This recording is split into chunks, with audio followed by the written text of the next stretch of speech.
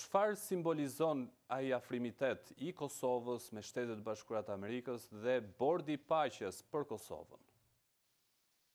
Po, sigurisht është një ngjarje që lën, më duket, një arhiv për të ardhmen jashtëzakonisht të rëndësishme dhe besoj kruciale jo vetëm për Kosovën. Të kuptohemi, kjo është një ngjarje, mund ta them, madhore për gjithë shqiptarët, duke përfshirë edhe Shqipërinë, pse fatkeqësisht Shqipëria nuk që në aktin e themelimit pjesëmarrës, me dhe ftesa është bërë, por arsyet e mos pjesëmarrjes ende janë të pakjarta, edhe pse kryeministri i Shqipërisë e dha një arsyetim në pritje dhe në takim me bien e presidentit Trump.